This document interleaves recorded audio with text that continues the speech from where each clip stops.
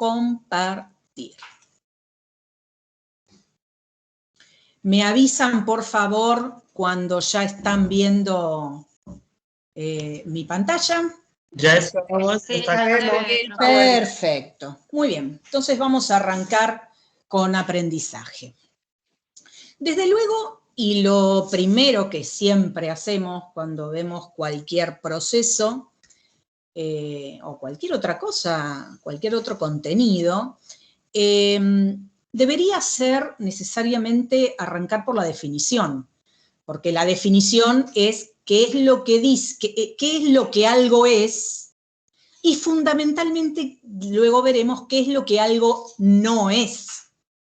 Así que hablar de las definiciones de lo que vamos a trabajar siempre es lo primero. Por otro lado, justamente como la definición nos plantea qué es lo que algo es, en general las definiciones suelen tener una enorme cantidad de datos que nos van, y que en este caso, sobre todo, nos van a permitir ir desarrollando todos los contenidos que corresponden a la unidad, desmenuzando esa definición. La siguiente cosa que quiero decir respecto de por dónde vamos a empezar es que esta definición es una definición que nosotros tomamos desde el punto de vista de nuestra asignatura, desde el modelo biopsicosocial y etcétera.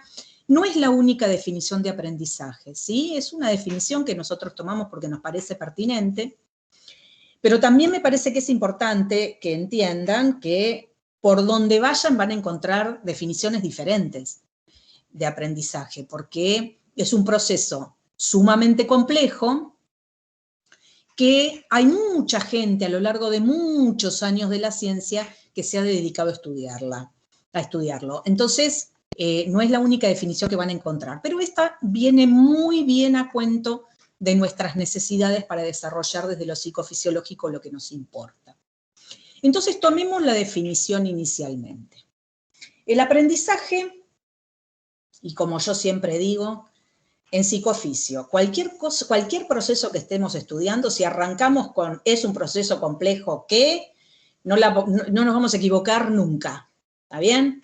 Después veremos si lo que sigue que dicen está bien, pero todos los procesos que estudiamos en psicofisio son procesos complejos. Así que siempre arrancamos por ahí. Entonces, el aprendizaje es un proceso complejo, bio, psico, sociocognitivo, con lo cual afianzamos la idea del modelo biopsicosocial que venimos trabajando ya desde Neuro, de carácter autoestructurante que produce modificaciones duraderas que permiten la adaptación. En este sentido, este proceso que estamos empezando a desarrollar tiene relaciones muy marcadas con todos los otros procesos. Ustedes habrán visto, ya en los que estuvieron desarrollando con Francisco, que en realidad nosotros, separamos los procesos para estudiarlos, nada más que desde el punto de vista didáctico. Después, en la práctica, todos los procesos tienen interrelaciones, todos los procesos nos permiten hablar de un todo integrado en el que algunos procesos funcionan como input para otros procesos y viceversa. Los resultados de esos otros procesos a veces sirven como control para el primero y así siguiendo. Y esto lo vamos a desarrollar ahora. Pero lo primero que yo querría que pensemos, y esto se los pregunto a ustedes, es ¿en qué circunstancias les parece a ustedes que se desencadena este proceso de aprendizaje? La motivación. Eso no me habla de la circunstancia. Está perfecto lo que decís, coincido totalmente. En actos o secuencias justamente que desencadenan actos, por ejemplo, la motivación. Significativos. Siendo con otros, el aprendizaje. Está bien, pero todo eso que están diciendo ¿En la atención, profe? Esperen. Todo eso que están diciendo está fenomenal y lo vamos a usar todo dentro de 5 minutos. Lo que yo quiero... ¿Cómo, perdón? En un proceso de adaptación. Ese es el resultado, para eso aprendemos. Claro. Lo que yo Profe, quiero... ¿puede Bueno, ser en cualquier situación? esperen. Quiero que tomen, entonces, eso que tiene que ver con la adaptación que acaban de tomar en relación a la definición que les di inicialmente, y me digan entonces, ¿bajo qué condiciones se desencadena un proceso de aprendizaje?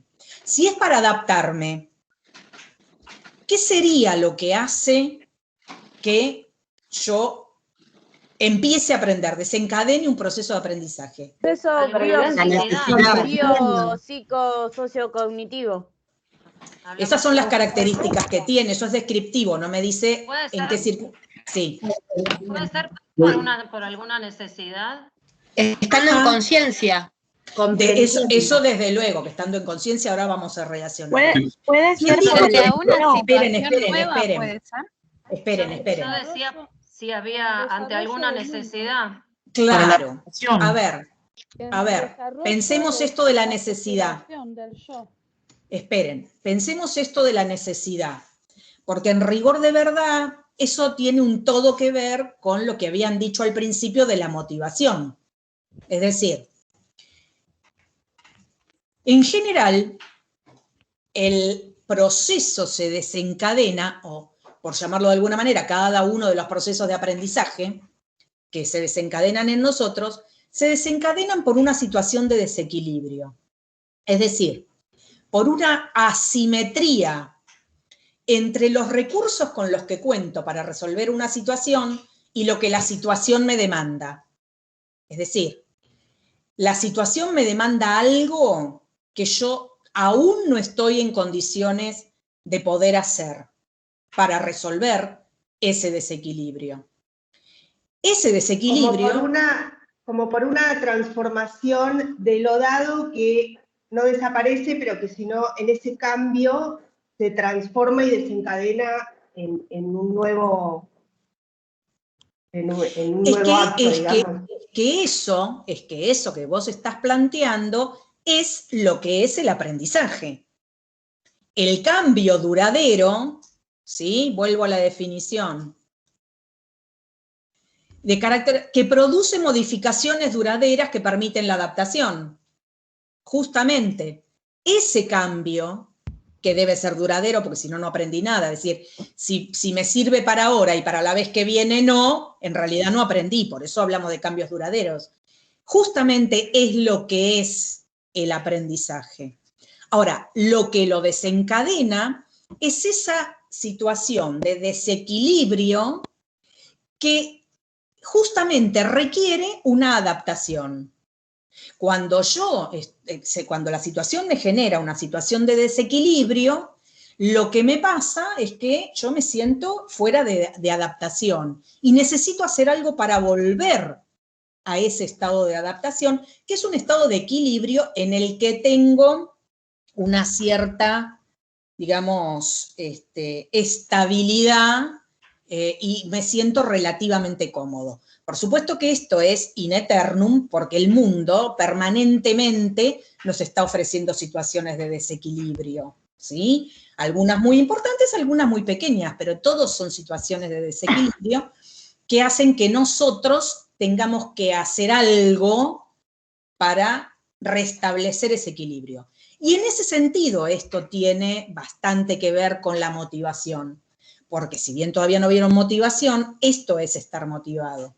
La motivación es ese motor interno que nos pone en movimiento para lograr ese equilibrio, esa reequilibración, veremos luego, que tiende a la adaptación. Y esta adaptación tiende, además, si lo pensamos más desde el oficio, a la autoconservación. ¿Está bien? Es decir, el imperativo de la vida es sobrevivir, dice uno de los principios etológicos, motivo por el cual nosotros tendemos a intentar un grado de constancia, si quieren verlo desde Freud, que nos mantenga en un estado de equilibrio que no nos resulte demasiado displacentero. Y ahí metemos lo que tiene que ver con la afectividad. Porque ese estado de desequilibrio, esa necesidad, nos genera displacer. Y el displacer justamente tiene que ver con uno de los polos dentro de los que se mueve la afectividad. La afectividad se mueve entre los polos placer-displacer. Entonces, ese desequilibrio nos genera un displacer que además buscamos de alguna manera resolver a través de, justamente, el restablecimiento de ese equilibrio. ¿Hasta acá vamos bien? ¿Eso tiene que ver con el sistema límbico Sí, profe, también? muy bien, gracias. Desde luego, las bases, por ese motivo, fíjense que es que yo les decía que vamos a dar motivación y afectividad como una continuidad, por eso no lo daba hoy, para que no quede inconcluso, justamente porque motivación y afectividad están intrínsecamente vinculados y no solamente desde las bases neurofuncionales, aunque además desde las bases neurofuncionales, porque las bases neurofuncionales de ambas cosas es el sistema límbico. Perfecto, el razonamiento como lo están planteando. Seguimos avanzando entonces en las relaciones con otros procesos. Además tiene que ver con la sensopercepción. Si ustedes se acuerdan, por favor, si algo de lo que yo digo, si ustedes se acuerdan, no tienen por qué acordarse porque no se dijo, me lo dicen, porque me mezclo lo que hablamos acá con lo que hablé en la otra comisión, y no quiero ni repetirme, ni que las cosas queden por sobreentendidas y que en realidad no se hayan dicho. Cuando nosotros hablamos de sensopercepción, hablamos, por un lado, de lo que tiene que ver, perdón, pero el clima me está matando. Hablamos, por un lado, de lo que tiene que ver con la exterocepción, ¿se acuerdan? Todo lo que tiene que ver con los sentidos externos. Pero además hablábamos de la interocepción, que tiene que ver con los sentidos internos. La propio y la víscero. Pero también hablamos de la percepción intrapsíquica. Es cuando yo digo que nosotros nos sentimos, estamos en un estado de displacer en relación a la afectividad, eso nosotros lo percibimos, nosotros percibimos ese malestar. Nosotros percibimos lo que pensamos sobre ese malestar. Entonces, esa sensopercepción, por un lado, es absolutamente necesaria para que nosotros percibamos ese estado de malestar que nos lleve a hacer algo para resolverlo. Pero además, esta sensopercepción también tiene que ver con el poder percibir esa situación o los elementos de esa situación que nos pusieron en estado de desequilibrio. ¿Está bien? Entonces, participan acá. Es que sí. La percepción también es una capacidad que se da por aprendizaje. ¿No es así? Es que en realidad, si ustedes recuerdan cuando hablábamos con Francisco del proceso complejo que es senso perceptivo, el aspecto perceptivo hace a el procesamiento a través de todos los procesos y con funcionamiento límbico y cortical de aquello elemental que era la sensación, ¿sí? Si nosotros hablamos del funcionamiento del límbico y hablamos del funcionamiento de corteza para llegar a la percepción, necesariamente tenemos que hablar de algo que tiene que ver con una construcción, con algo que se aprende durante el desarrollo, porque el sistema nervioso del bebé todavía no tiene la maduración necesaria como para que todas esas funciones que conocemos de la corteza y del límbico ya se hayan desarrollado. Entonces, claro que sí, además estamos hablando de que eso se construye, se aprende. Sí, estamos totalmente de acuerdo. Fíjense entonces cómo esto va siendo circular. El proceso perceptivo se aprende y al mismo tiempo participa en los posteriores aprendizajes. ¿Se dan cuenta? Como todo es circular y ahora, dentro de un rato, vamos a volver sobre ese tema porque me interesa mucho particularmente en función de del aprendizaje que vamos a ver después. Sin embargo, y como ustedes dijeron perfectísimamente, también tiene relación con la conciencia, porque si yo no estuviera en estado de conciencia vigil normal, ni sensopercibiría los elementos de la situación, ni percibiría ese estado de desequilibrio que me produce malestar y displacer. Así que si no hay conciencia, tampoco hay aprendizaje. Por lo tanto, además, tenemos que tener relación con la atención, porque en el momento en el que se produce una situación desequilibrante, una situación asimétrica entre lo que tengo y lo que me pide la situación, yo voy a tener que además focalizar en determinados elementos para hacer un procesamiento apropiado de eso, además considerando el mantenimiento lógico del foco durante un tiempo que es indispensable para que ese procesamiento se dé. Y además, tenemos que hablar también de memoria. Piensen ustedes, la memoria, vieron que es, cuando uno habla de aprendizaje, hablar de memoria, la memoria tiene mala prensa cuando uno habla de aprendizaje, ¿no? Porque uno plantea los problemas de estudiar de memoria, y hasta ahí vamos bien. Más allá de lo cual hay cosas que se aprenden de memoria. Pero, de todos modos, y aunque pensáramos que no, en realidad el aprendizaje no es posible si no hay memoria. Uno podría desplazar esta idea de aprendizaje de memoria hacia el aprendizaje con memoria, ¿sí? ¿Por qué decimos que la memoria es indispensable? Porque si yo vuelvo a la definición y pienso que dice que son cambios duraderos, si eso no está guardado en algún lado, todas las veces es nuevo. Entonces, si todas las veces es nuevo, en realidad no aprendí nada. ¿Estamos? Es decir, toda entonces esta... Ahí, profe, entonces ahí sí. actuaría el almacenamiento a largo plazo que se da en memoria. Exactamente, exactamente. Esto es necesario. A ver, a veces no es a tan largo plazo, sería deseable que lo que uno aprendiera fuera a largo plazo, si es algo que se va a requerir después. Hay cosas que uno las aprende circunstancialmente y no requieren que me las acuerde el resto de mi vida. Sin embargo, hay cosas que las aprendo y sí las voy a necesitar el resto de mi vida. Cómo sumar dos números es algo que voy a necesitar el resto de mi vida. Entonces, más vale que lo tenga a largo plazo, ¿sí? Seguimos. Por supuesto que también va a tener que ver con el lenguaje y el pensamiento.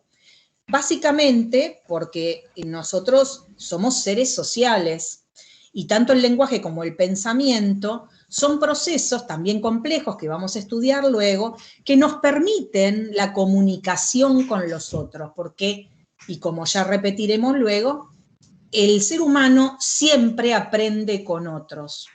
Aún aquellas cosas que tienen que ver con cuestiones más físicas y elementales, de supervivencia casi les diría, después vamos a ver algún ejemplo, en algún punto tienen que ver o con el lenguaje o con el pensamiento, con cualquiera de las formas socializadas de comunicación, que tienen que ver con lo cultural, ¿sí? De hecho, hay algunos autores como Vygotsky que plantean que siempre el aprendizaje se da en relación a otros y siempre se da mediado por el lenguaje.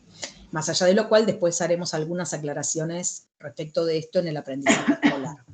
Porque otra cosa que quiero aclarar en este punto es que cuando hablamos de aprendizaje, independientemente de que nosotros hoy podamos en algún momento hacer un recorte que tenga que ver con el aprendizaje escolar, porque vamos a ver algunas alteraciones del aprendizaje que se dan en el aprendizaje escolarizado, lo que tenemos que entender es que el aprendizaje es un proceso, con todas esas características que dijimos, que se da de manera continua y permanente, desde que nacemos hasta que morimos, y en todas las situaciones en las que nos movemos. Nosotros no aprendemos, aunque cuando se hable de aprendizaje en general se tienda a pensar en el aprendizaje escolar, en realidad siempre se aprende y todo se aprende. Aún aquellas cosas que tienen que ver, por ejemplo, con los intercambios sociales, aquellas cosas que tienen que ver inclusive con lo vincular y con las formas de relación afectiva con los demás. Yo estoy segura de que tanto ustedes, que a ustedes les pasa lo mismo que a mí, de miles de situaciones en las cuales, por ejemplo, personas que a nivel laboral o a nivel académico tienen un grado de desempeño brillante y sin embargo en algunas cuestiones que hacen a su vida cotidiana es absolutamente inoperante, ¿no? Seguramente ustedes también escucharon alguna vez o hasta lo dijeron alguna vez frente a una elección de pareja de un conocido que viene de varios fracasos, decir, pero caramba, mirá lo que eligió, no aprendió nada de lo que le pasó con fulano. Quiere decir que aún en lo cotidiano nosotros todo el tiempo estamos pensando en situaciones que implican un aprendizaje. A mí casi no se me ocurre una cuestión de la vida cotidiana que no tenga algo que ver con un aprendizaje. Aún aquellas cosas más elementales. Vuelvo, si quieren, a organización psicomotriz en neuro. ¿Se acuerdan de los reflejos arcaicos? Nada más biótico, claro, nada más biótico y más primitivo que un reflejo. Sin embargo, los reflejos arcaicos se modifican hasta el punto de dejar de manifestarse como expresión refleja. Eso es una forma de aprendizaje, claramente, ¿sí? Porque implica una modificación duradera y que además resuelve desequilibrios que nos dejan en un estado de funcionamiento más potente que el que teníamos antes. ¿Hay alguien que quiere preguntar algo, decir algo? Si no, les pido que apaguen los micrófonos mientras, si hay ruido ambiente. Otra situación, otro proceso con el que tenemos que relacionarlo es con el sueño. Si ustedes se acuerdan, el sueño REM tiene funciones que están ligadas a la consolidación de la memoria y el aprendizaje. Por ese motivo uno les dice, cuando van a dar un examen, no vengan sin dormir a dar el examen. Porque cuando ustedes estudiaron el día anterior y no duermen y no hacen ese proceso de consolidación, en realidad lo que hay en general después es medio una ensalada rusa, ¿no? Entonces el sueño es sumamente importante para el aprendizaje. Al margen de que el sueño, además, también es importante para una restitución física y psicocognitiva que, por ejemplo, nos va a permitir prestar atención. Al día siguiente, cuando uno no durmió, está menos atento, está irritable, tiene menos capacidad de reacción, por lo tanto, entre otras cosas, también se va a ver afectado el aprendizaje desde lo cotidiano hasta lo formal. ¿Estamos de acuerdo hasta acá? ¿Preguntas, comentarios? Sí, profe. Muy bien. La siguiente pregunta que quiero plantearles, en realidad la contesté. ¿En qué momento de la vida se aprende? Desde que se nace. Toda la vida, hasta el último Siempre. suspiro. Hasta el último suspiro. Y si bien ya lo respondí antes, dejé la pregunta ahí justamente para que después les quede el recuerdo y quede eso bien asentado porque es una cuestión muy importante. Nosotros yo había dicho en rigor de verdad, que íbamos a partir de la definición y íbamos a desmenuzar la definición hasta que no dé más de sí. Así que vuelvo a la definición.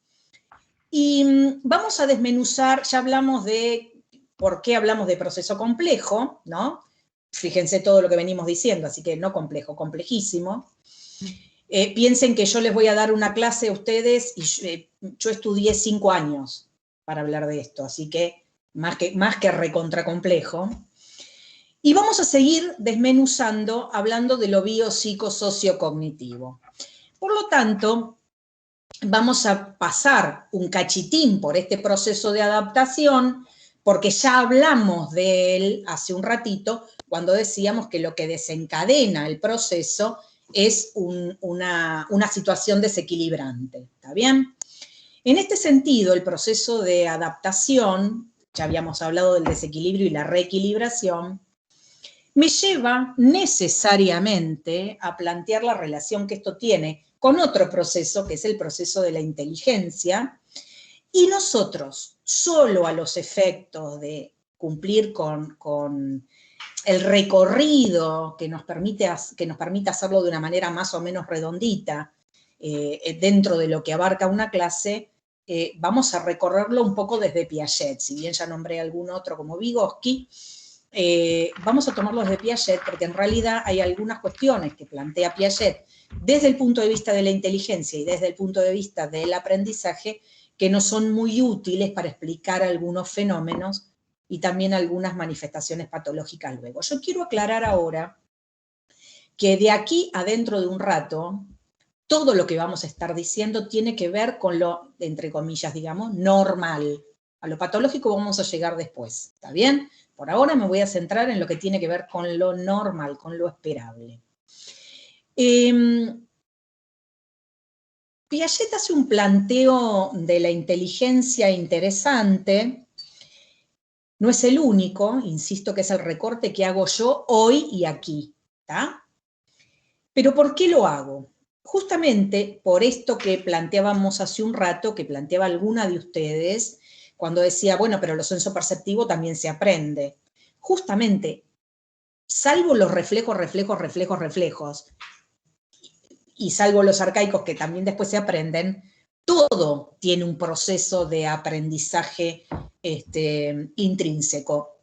Y justamente Piaget plantea esto mismo desde el punto de vista de la inteligencia. Piaget plantea que la inteligencia no es un punto de partida. No nacemos inteligentes. La inteligencia se construye. Y se construye en esos intercambios con el mundo. Cuando él habla del mundo, habla tanto de los ¿A objetos... través del aprendizaje, profe, se construye? En un cachito, ahora llego ahí. Cuando él habla del medio, del mundo, está hablando tanto de... Piaget decía que la inteligencia era adaptación. Es que justamente, ¿por qué estoy saliendo del circulito de adaptación? Justamente por eso. El objetivo de la inteligencia es la adaptación. Ahora, justamente el planteo que él hace es que la inteligencia no es un punto de partida, sino de llegada. La inteligencia se construye. Pero también es verdad que no se construye de la nada. Hay algo que traemos y que tiene que ver, les diría, con el aprendizaje de la especie, que es lo que él llamó invariantes funcionales. Yo estoy absolutamente segura de que esas invariantes funcionales ustedes las conocen, independientemente de que a lo mejor no supieran que el nombre es invariantes funcionales. ¿Cuáles son los dos grandes procesos que plantea Piaget? Asimilación y acomodación. Exactamente. Entonces, las invariantes funcionales son asimilación y acomodación. Eso es lo que nosotros traemos y eso es lo que nos permite que casi de la nada, pero no de la nada, casi de la nada, puede empezar a construirse esta inteligencia. Estos dos procesos funcionales son los que producen esa construcción. Pero además, esos dos procesos funcionales son los que también se manifiestan de manera permanente en el aprendizaje. Porque para Piaget, inteligencia y aprendizaje son procesos solidarios.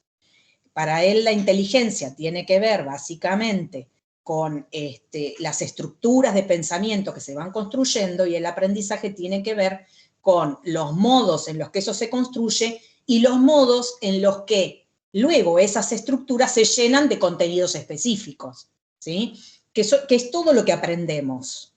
Ahora, esas estructuras para Piaget están basadas en esquemas de acción, porque para Piaget, y esto es algo muy importante que vamos a tomar ahora, vamos a seguir tomando de la definición, para Piaget esta inteligencia y por tanto el aprendizaje parte o tiene como base la acción del sujeto sobre los objetos y lo que luego pasa en la interacción entre ambos. Es decir, el aprendizaje es un proceso activo. No hay nada que pueda aprenderse, que se imponga desde afuera a nosotros. Si hay aprendizaje de ese algo, es porque nosotros ejercemos acciones sobre ese algo. Esas acciones, en muchos casos, sobre todo al inicio de la vida, son acciones francamente motoras, ¿sí? Porque el niño tiene una inteligencia que todavía es inteligencia en acto, no tiene abstracción conceptual. Pero a partir de eso que tiene que ver con lo sensorio-motor, se construye, se llega a construir el pensamiento formal, por ejemplo. Vuelvo a organización psicomotriz.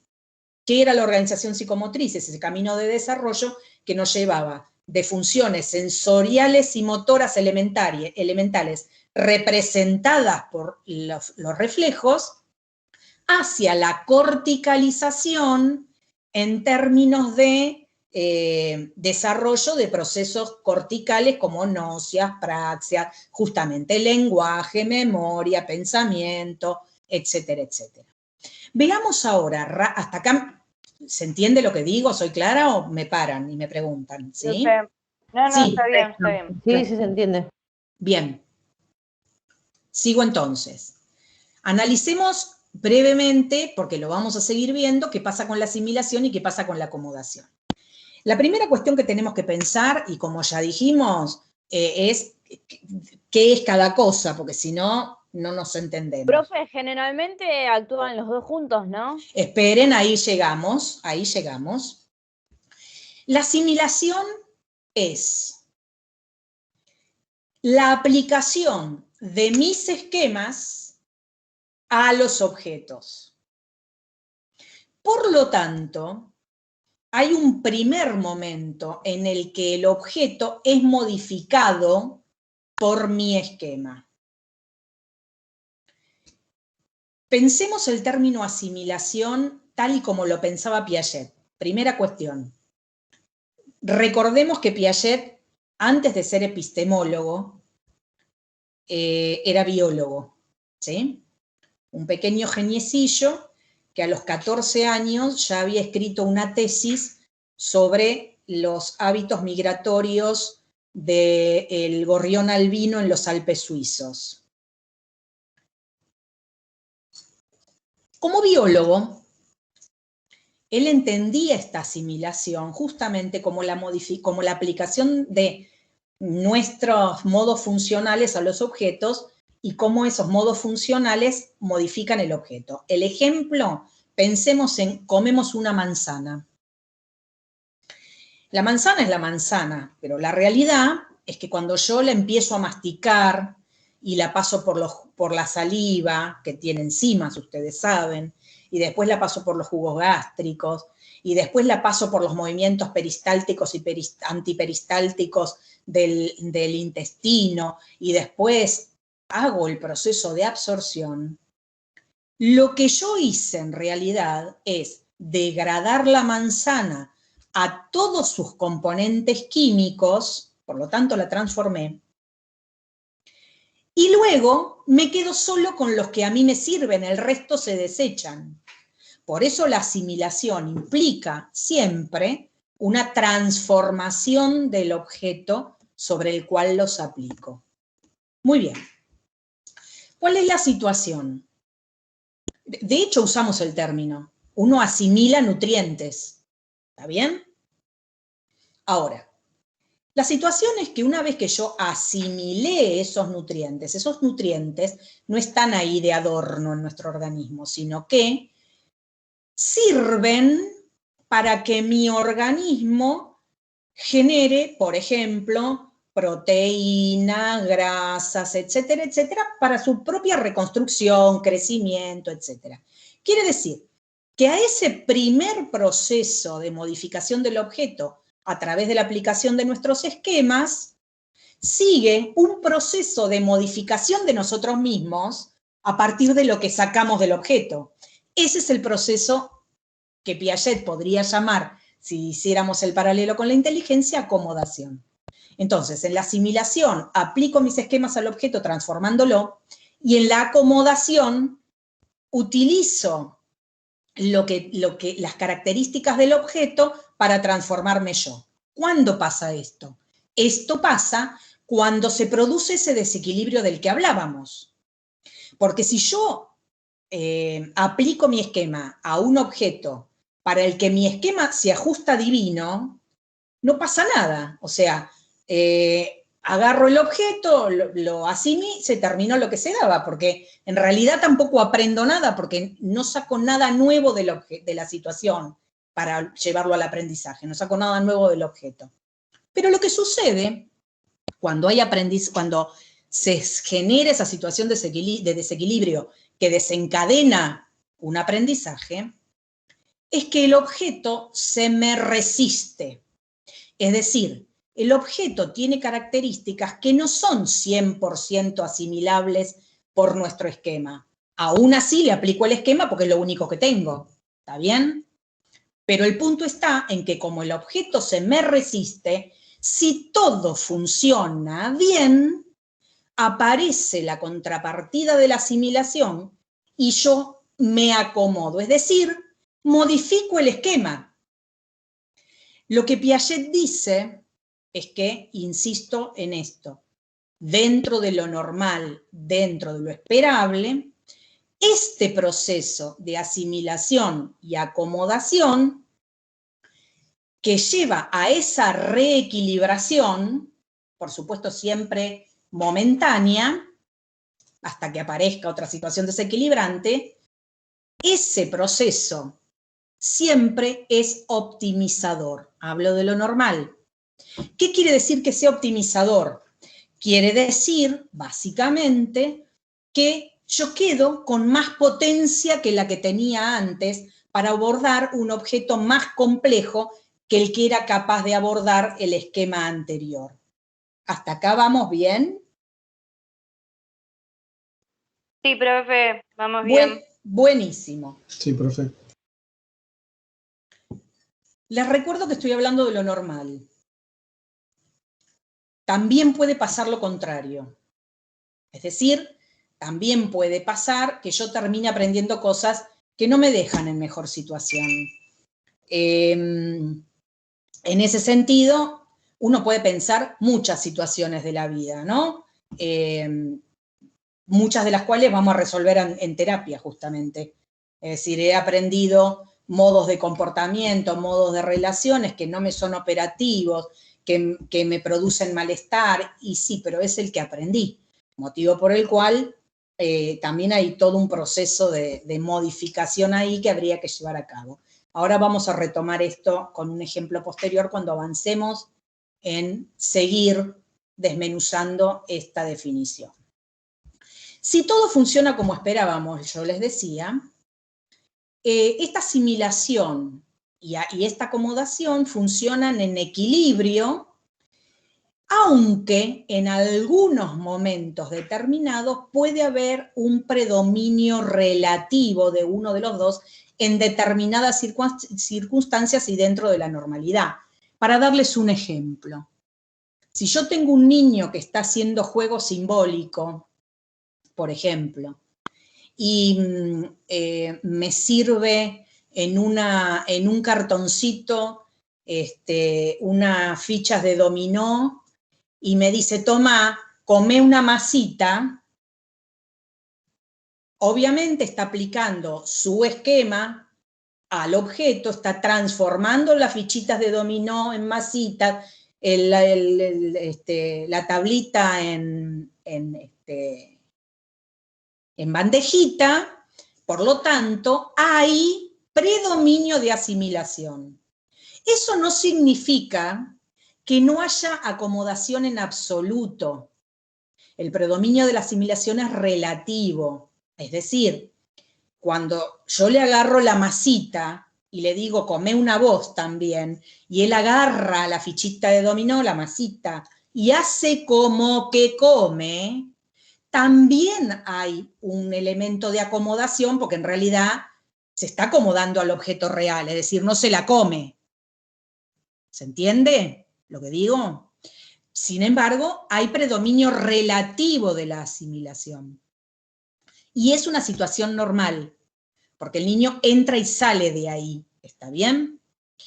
Luego una situación de acomodación con predominio relativo de acomodación podría ser al revés, cuando está jugando a imitar a un superhéroe y efectivamente trata de parecerse lo más que puede a ese superhéroe y usa los términos del superhéroe y hace de lo que está imitando, entonces hay predominio relativo de la acomodación. No quiere decir que no haya nada de asimilación, porque, por ejemplo, si está jugando a que es Superman, le saca un mantel a la madre, se lo anuda al cuello y es la capa. Entonces, por un lado hay acomodación, porque está tratando de parecerse lo más que puede al objeto que está imitando, ¿sí? Pero por otro lado también hay un componente de asimilación que lo hizo transformar el mantel en capa de Superman. ¿Se entiende esto? Sí. Muy bien. Sí, profe. Muy bien. Profe, sí.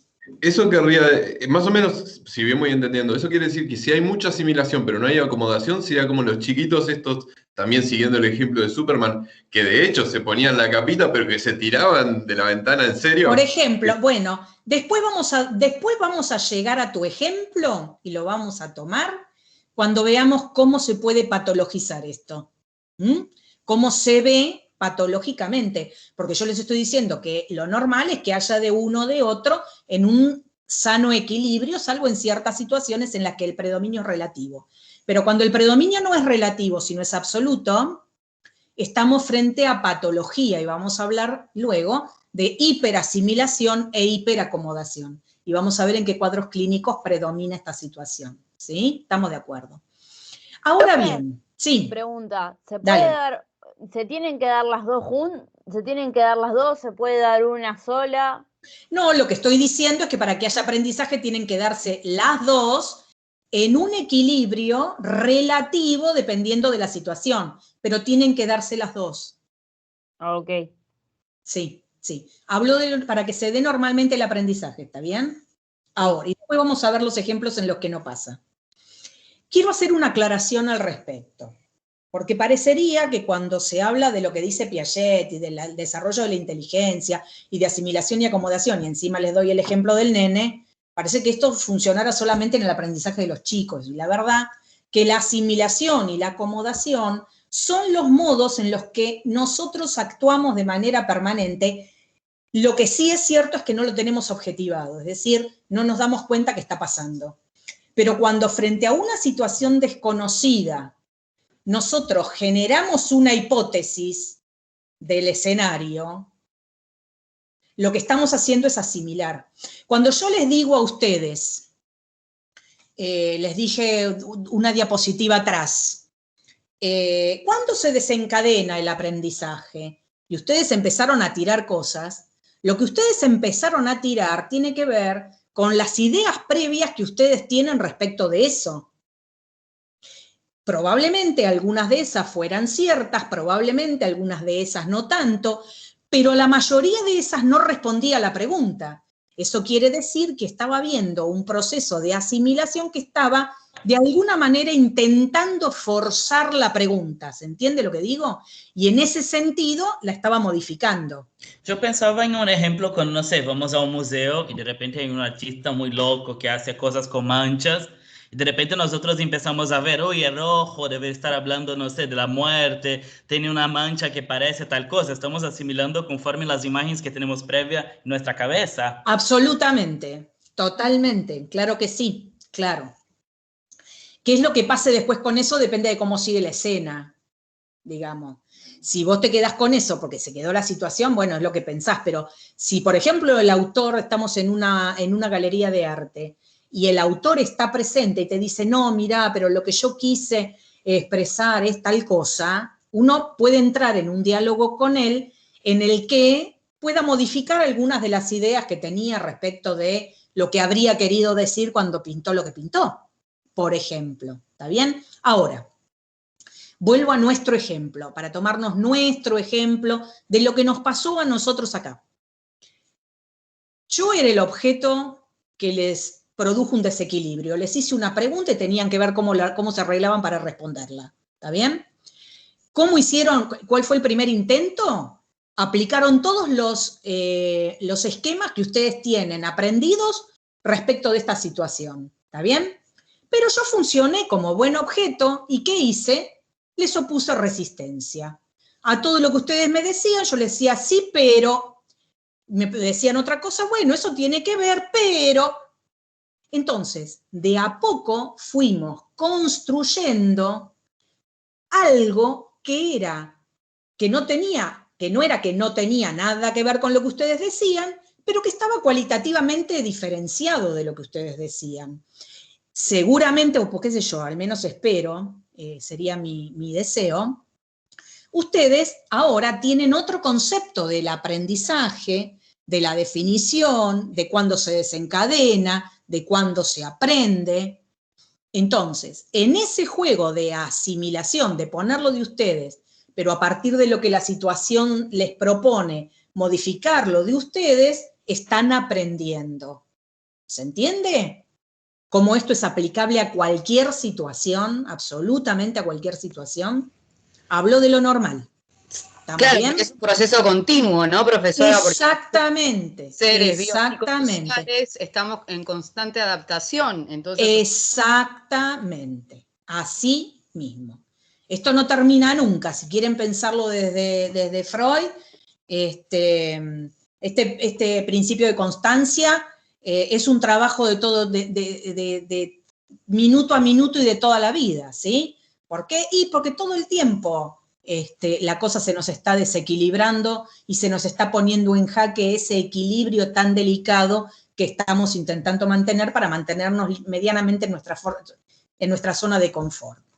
Ahora bien, esto de lo espiralado, y por eso lo pongo, es otra cosa que dice Piaget respecto de esto. Justamente lo que Piaget dice, y ahí voy a retomar esta idea que introduje cuando tomé este ejemplo que decían de que la sensopercepción también se aprende, se desarrolla, digamos, de alguna manera. Y yo le decía, fíjense que es espiralado, porque yo necesito la sensopercepción para aprender, pero ustedes me están diciendo que la sensopercepción se aprende. Quiere decir que necesito la sensopercepción para el aprendizaje y el aprendizaje para la sensopercepción. Justamente lo que Piaget plantea es que este aprendizaje siempre es espiralado. Es decir, siempre nos está llevando a un lugar de mayor equilibrio y de mayor potencia, pero usando cíclicamente los mismos procesos. Porque además, frente a la situación desequilibrante, yo puse en juego un esquema propio. Cuando la situación se me opuso, yo modifiqué mi esquema. Entonces me quedó un esquema que es más potente. Y ese esquema que es más potente me va a servir para poder abordar el siguiente objeto que tiene más complejidad que el anterior, que antes no podía abordar y ahora puedo. Entonces siempre vamos a estar pasando cíclicamente, continuamente por los mismos procesos, pero cada vez con mayor complejidad y con mayor grado de complejidad, es el término en realidad. Jerarquización y equilibrio. Si uno piensa, para tomar un ejemplo que el mismísimo Piaget plantea, ¿ustedes recuerdan, y si no me dicen, el principio, o en realidad la noción de objeto permanente? En el periodo sensoriomotor.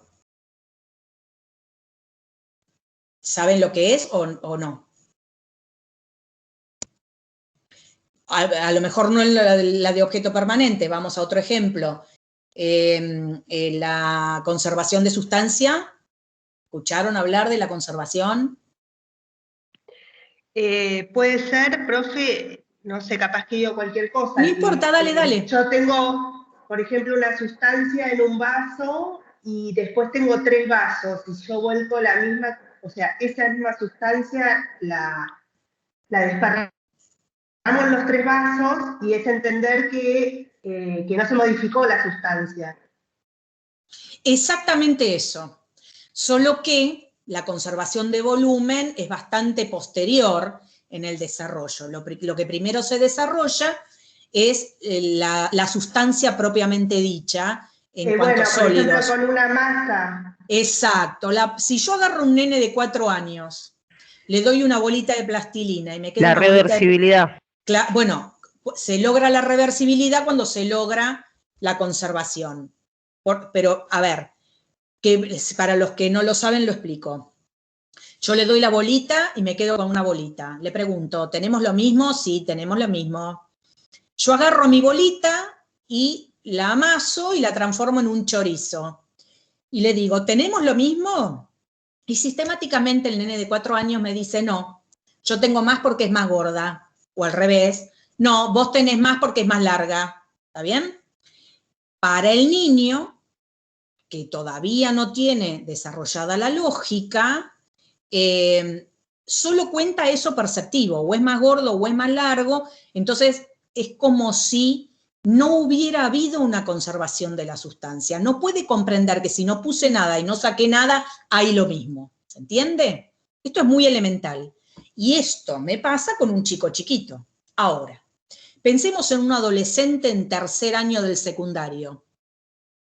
Físico-química, ¿sí? Primera ley de la termodinámica. Nada se pierde, todo se transforma.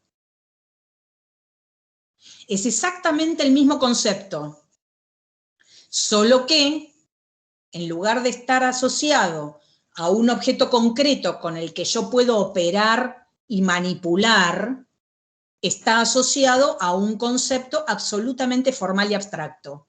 Pero se dan cuenta que el proceso de construcción es el mismo, la noción que estoy trabajando es la misma. Por eso Piaget plantea que esto es espiralado. Porque hay ciertas nociones que se van a seguir desarrollando de manera cada vez más compleja hasta llegar al pensamiento formal normal, si se llega. ¿Hasta acá se entiende? Sí, Sí, profe. profe. Muy bien. Me hace acordar un poco a la teoría de Erik Erikson del desarrollo espiralado. Perdón, te perdí un minuto, un segundo, va. Que me hace acordar al desarrollo que plantea evolutivo Erik Erikson, espiralado, en donde en cada etapa se van sumando con respecto a las crisis, nuevos desafíos y demás. Sí, exactamente así, tal cual. Nuestros queridos y bien ponderados versus. Sigamos. Volvemos a la definición. Esto ya lo dije, pero lo vuelvo a repetir para seguir con el orden de la definición. Es un proceso que si bien se da en vinculación con el mundo, ya hablamos del mundo material, el mundo natural, el mundo social, depende de la actividad del sujeto. Ya esto lo dijimos con Piaget, esto depende de la actividad. Por lo tanto, ahí tenemos la relación con lo autoestructurante. Es autoestructurante porque depende de mi propia actividad cognitiva y psicoafectiva. Yo voy a hacer una aclaración y no voy a hacer más aclaraciones respecto de Piaget, más que lo que necesiten, pero voy a hacer una aclaración en esto porque me parece que es importante. Habitualmente cuando se habla de Piaget se habla de cómo él estudió los aspectos cognitivos y se le suele criticar que no estudió o que no tuvo en cuenta lo afectivo y que no tuvo en cuenta lo social. En realidad no es verdad. En realidad el planteo es que como científico que era, hacía lo que hacen todos los científicos. Se especializan en un aspecto, no desconocen, no niegan los otros, pero lo que hace la ciencia es agarrar una parte del objeto y estudiarlo en profundidad, ¿sí? El estudio de la generalidad no corresponde a la ciencia. Entonces, él se dedicó a ese aspecto cognitivo porque tenía que ver con lo que a él le interesaba estudiar como epistemólogo que era el desarrollo del pensamiento, ¿está bien? Del pensamiento de la humanidad, es decir, cómo se había llegado al pensamiento científico, que de eso se ocupa la epistemología. Ahora, él ni negaba, ni siquiera dejaba de lado todo lo otro. Pensemos en lo afectivo. Hay un texto de él, hermoso y complejo, que es epistemología genética, en el que él plantea que la inteligencia tiene dos grandes componentes. Un componente afectivo, que dice él, funciona como motor. Se dan cuenta que no niega lo afectivo. Y un componente instrumental, que es la inteligencia. Y agrega, nosotros nos vamos a dedicar al instrumental, por eso hace todo este estudio del desarrollo o la construcción de la inteligencia, porque del afectivo se ha ocupado adecuadamente Freud. A ver, nos está planteando, muchachos, el trabajo de juntar las dos cosas se los dejo a ustedes. Yo me voy a dedicar a esto con profundidad, Freud se dedicó con profundidad al otro, ustedes júntenlo. Y eso es un desafío importante para nosotros. Por otro lado, tampoco dejó de lado lo social. Difícil pensar que haya dejado de lado lo social alguien que se ha dedicado, además, a estudiar cuál es el desarrollo moral de un niño a un adulto, es decir, cuáles son las etapas que se cumplen para el desarrollo moral. Y menos aún a un señor, se puede decir que dejó de lado lo moral, que escribió varios tomos denominados estudios sociológicos. Así que estemos hablando de lo cognitivo en este momento, no implica que no vayamos a hablar también de lo bio, de lo psico y de lo socio en lo que sigue. Pero esto autoestructurante tiene que ver con esto que les digo de que todo depende de la actividad del sujeto. El que aprende es uno y se aprende activamente, ¿sí? Yo no les puedo pasar por ósmosis los que sé. Ustedes aprenden, yo no se los paso, ¿se entiende? La actividad de aprendizaje es de ustedes, ¿está? Muy bien. Y justamente con esto tiene bastante que ver una frase de Santiago Ramón y Cajal que dice: todo hombre puede ser, si se lo propone, escultor de su propio cerebro. Y esto nos va a llevar, ya que vamos al cerebro, a el primer aspecto de esta parte de la definición que dice que es un proceso bio-psicosociocognitivo. Respecto de lo bio, tenemos que pensar las bases neurofuncionales. ¿Cuáles se les ocurren que son las bases neurofuncionales del aprendizaje?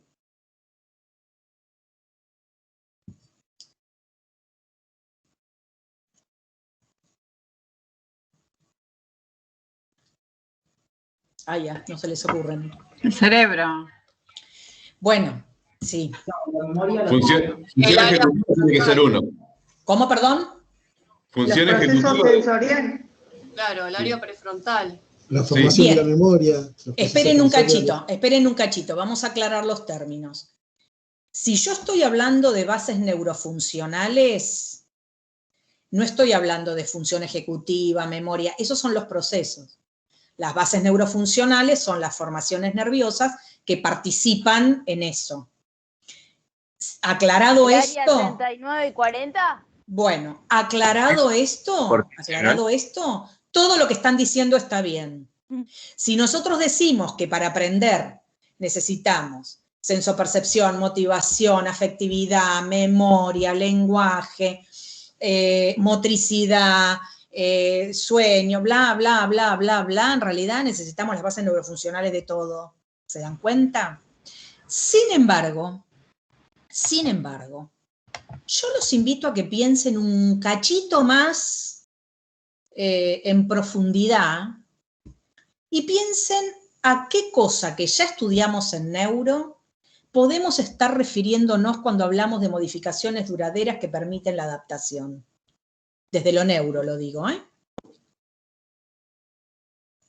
La plasticidad sináptica puede ser. Absolutamente. Nosotros, yo casi les diría que es la base neurofuncional del aprendizaje. Nosotros estamos bastante acostumbrados, y lamentablemente de manera equivocada, a pensar la plasticidad solamente en términos de compensaciones cuando hay lesiones, disfunciones, etc.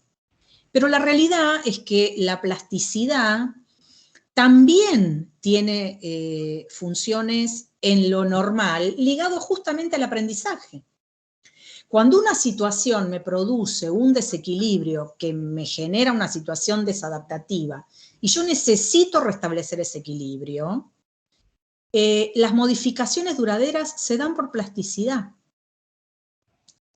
Que por supuesto es la plasticidad que tienen todas las neuronas que corresponden a todas esas bases neurofuncionales de las que estábamos hablando. Porque todas las neuronas, si funcionan bien, tienen plasticidad. Algunas más, algunas menos, con sus características cada una referidas a la función, pero todas son plásticas porque es una actividad funcional de la neurona en sí misma. Y en este sentido es que retomo esta idea de, estamos hablando de lo normal, y en ese sentido estamos hablando de que el aprendizaje siempre es optimizador. Pero puede pasar lo contrario, puede pasar que eso no pase, y por supuesto ya no estamos hablando de lo normal. Yo no me acuerdo si a ustedes les di en algún momento en Neuro o no el ejemplo. Si se los di, me lo dicen, no me dejen repetirme, pero por lo menos sin que me dé cuenta, porque a veces me repito intencionalmente para recalcar algo, pero por lo menos si no me doy cuenta me lo dicen. La plasticidad es, y voy a usar un término dudoso, pero que me parece que pinta la situación, es neutra. ¿Qué quiere decir? La plasticidad no se da siempre en un sentido o en otro. La plasticidad se da en el sentido de la situación que la generó. ¿Sí? Quiere decir que hay situaciones que pueden desencadenar que yo aprenda cosas que no son operativas, y de todos modos se aprende por plasticidad. No es que la plasticidad se desencadena solamente cuando las cosas nos van a dejar mejor. Eso depende mucho de las situaciones de intercambio con el mundo que den origen a eso. Les doy un ejemplo rápido y ahí es donde me dicen si se los dije ya. Supongamos un bebito que tiene hambre, se pone a llorar y la mamá le dice, bueno, espera, ya voy, te estoy calentando la mamadera, espera un segundito, ya estoy con vos. No llores, quédate tranquilo. Mientras le calienta la mamadera, va, le da la mamadera, el bebé se calma, listo. Este bebé aprendió dos cosas. Aprendió más, pero para simplificar el ejemplo. Aprendió dos cosas. Si pido, algo va a aparecer. Es decir, hay un atisbo de lo que tiene que ver con pasar de la necesidad a la demanda, pero además aprendió a que para que eso llegue, tiene que esperar un poquito. ¿Está bien? Pensemos ahora a otro bebé, con una mamá ansiosa, que mira el reloj y dice, 3 horas menos 1 minuto, le tengo que dar la mamadera para que no pase hambre. Calienta la mamadera y le zampa la mamadera, no solo antes de que llore, antes de que ni siquiera tenga el malestar del hambre, porque a lo mejor el pibe va a tener hambre a las 3 horas y media. Uno diría, el primer niño aprendió a esperar, el segundo niño no aprendió a esperar. No. En términos de aprendizaje esto no es así. En términos de aprendizaje, el primer niño aprendió a esperar, el segundo niño aprendió a no esperar. ¿Se entiende? Los dos aprendieron por plasticidad. Uno aprendió a postergar la satisfacción,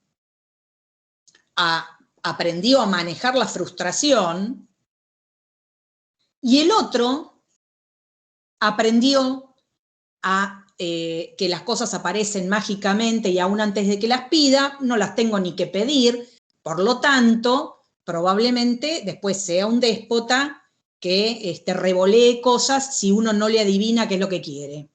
O probablemente sea el señor, como me pasó el otro día, que estando parada en un semáforo en rojo, se me para un colectivo atrás y me toca bocina. Y uno dice, ¿qué parte no entendiste de que el semáforo está en rojo? ¿Por qué me tocas bocina? Hay que esperar que se ponga en verde. ¿Qué sé yo? Uno debe, no sé, la mamá le dio la mamadera demasiado rápido. Pero nunca quedaste enojada. Pero mi punto es, ahí no había una situación desencadenante, el niño no tenía una necesidad, ahí me genera... No, está bien, pero de todas maneras se generó una situación de intercambio que produjo algo en ese niño. La situación desencadenante puede haber sido justamente que le llenaran la panza y que le doliera la panza porque sí, porque no tenía hambre y le llenaron la panza, característico de la madre ansiosa, y el cólico que plantea Spitz, por ejemplo. A ver, en este caso no hay una situación desencadenante consciente porque estamos hablando de un bebé. ¿Está bien? Lo cual no quiere decir que no haya habido una situación que desencadenara un aprendizaje de todas maneras. Por supuesto, esto se establece no si pasó una vez, sino si esto pasó repetidamente según las características de la mamá. Esto hay que tenerlo en cuenta. Muy bien, sigamos. Vamos a la segunda parte de este término kilométrico divino para jugar al ahorcado. Vamos a lo psico. Esto va a tener que ver, como ya vimos, con motivación y afectividad, y va a tener que ver con la conciencia de sí mismo, es decir, con cómo se está construyendo esa identidad del yo corporal y esa identidad del yo psíquico, justamente en relación a la posibilidad en esos vínculos tempranos, de los que hablábamos recién, de establecer una diferenciación yo, no yo. Hasta que esa diferenciación yo, no esté establecida, y sabemos que primero tiene que ver con lo corporal, que es lo único con lo que cuenta el bebé, y sobre eso se construye la diferenciación desde lo psíquico, yo, no hay mundo que aprender, no hay mundo que conquistar. ¿Está? Por lo tanto, el aprendizaje se ve absolutamente impedido en términos de todo es mundo interno. El mundo y yo somos la misma cosa, motivo por el cual no tengo posibilidades de accionar sobre el mundo con mis esquemas, pero la verdad es que me quedo con mis esquemas porque tampoco el mundo opera para modificármelos por acomodación. Luego vamos a retomar esto cuando veamos el desarrollo patológico, ¿sí? Y luego tenemos desde lo sociocognitivo algo que ya dijimos y que solo vamos a retomar rápidamente, que tiene que ver con siempre el aprendizaje se da con otros. Siempre el aprendizaje tiene un componente cultural asociado, aún en las cuestiones más elementales de, qué sé yo, el aprendizaje de lo corporal que viene ligado a la caricia del adulto, a la ropa, que es un componente cultural que también de alguna manera marca el límite del cuerpo por el tacto, y ni qué hablar de cuando ya estamos hablando de la aparición del lenguaje y la mediación del lenguaje y el aprendizaje de todo lo que tiene que ver con lo cultural mediado por el lenguaje, ni hablar de la escuela, que además se ocupa específicamente de transmitir cultura, ¿sí? La función de la escuela, no es la única, pero la principal función de la escuela como institución es que la cultura se perpetúe en las generaciones más jóvenes, con todo un componente ligado a la recreación de esa de esos elementos culturales, pero inicialmente hay cuestiones culturales que uno debe adquirir en la escuela, y para eso está la escuela, y para eso a uno lo meten en la escuela. Y después vamos a retomar esta cuestión. Como todo es espiralado, ¿vieron? Y yo estoy convencida de que todo es espiralado, sobre esto vamos a volver un rato más adelante. ¿Hasta acá vamos bien? Fíjense lo que dice esta última frase para cerrar esta primera parte de aprendizaje, que dice: el cuerpo es indispensable, tenemos todo lo bio, pero también lo es el desarrollo del psiquismo y la legalidad cultural que habilita a tomar posesión del mundo, pero bajo ciertas condiciones. Vamos a volver sobre esto del psiquismo y la legalidad cultural más adelante, insisto, que circularmente, espiraladamente, lo voy a retomar en un rato, o casi les diría después del recreo, antes de que terminemos. No les puedo garantizar que vayamos a terminar temprano, pero bueno, más temprano, no me voy a pasar de las 10:30 tampoco, pero espero no llegar, pero por si las moscas. ¿Hasta acá estamos claros? Sí. Todo esto que estamos hablando es lo normal, es lo genérico. Vamos a empezar a meternos en los trastornos del aprendizaje. ¿Sí?